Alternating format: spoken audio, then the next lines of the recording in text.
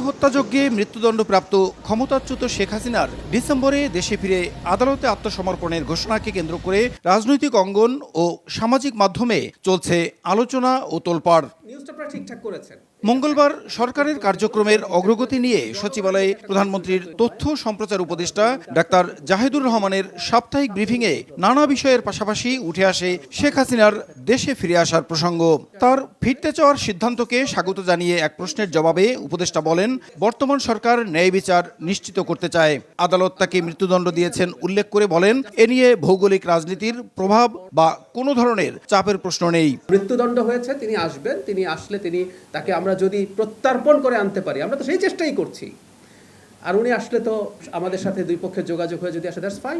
উনি যাবেন, উনি মামলা ফেস করবেন। আমরা জাস্টিস নিশ্চিত করতে চাই। আমাদের সবচেয়ে বড় যে আমাদের এই রাষ্ট্রকে ধ্বংস করে ফেলেছে বলে আমরা বিশ্বাস করি, তাকেও আমরা জাস্টিস দিতে চাই। আর জিওপলিটিক্যালি এটা কোনো ইস্যু বলে আমি মনে করি না। অপটিক্যাল ব্রাইটেনার, কালার গার্ড এবং জার্ডলক সমৃদ্ধ অ্যাডভান্স ফর্মুলায় এলো নতুন রে ডিটারজেন্ট পাউডার। বর্তমান সরকার জুলাইকে নিশ্চিতভাবে ধারণ করে মন্তব্য করে আরেক প্রশ্নের জবাবে ডাক্তার জাহেদ বলেন, জুলাই সনদকে সামনে রেখে সংবিধানে অনেক পরিবর্তন আনা হয়েছে।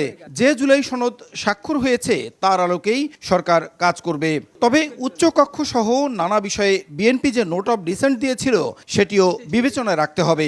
এসব বিষয়ে বিরোধী দলের আলোচনায় অংশ নেওয়া উচিত বলেও মন্তব্য করেন তিনি। পার্লামেন্টে যে জুলাই সনদ স্বাক্ষরিত হয়েছে এটার ভিত্তিতেই বিএনপি কাজ করবে। সংবিধান সংশোধনেরও কিছু কিছু ব্যাপারে বিএনপির নোট অফ ডিসেন্ট ছিল। এই গণঅভ্যুত্থানে বিএনপির একটা খুবই গুরুত্বপূর্ণ হিস্সা আছে। বর্তমান প্রধানমন্ত্রী শুরু থেকেই এটার সাথে জড়িত ছিলেন, সুতরাং যথাযোগ্য মর্যাদা দিয়ে এটাকে পালন করা হবে। এবং শুধু পালন না, আমরা যে কথাটা রিপিট করার চেষ্টা করছি, যে গণঅভ্যুত্থান যে স্পিরিটের কারণে হয়েছে, সেই স্পিরিট আমরা মানুষের মাঝে ছড়িয়ে দিতে চাই। যে চেতনা ধারণ করে জুলাই গণঅভ্যুত্থান হয়েছে, সরকার তা মানুষের মাঝে ছড়িয়ে দিতে চায় বলেও জানান তথ্য ও সম্প্রচার উপদেষ্টা। দৃঢ়ভাবে মনিটরিং করা হবে। পূর্বাভাস। প্রসূন আশিস, সময় সংবাদ, ঢাকা।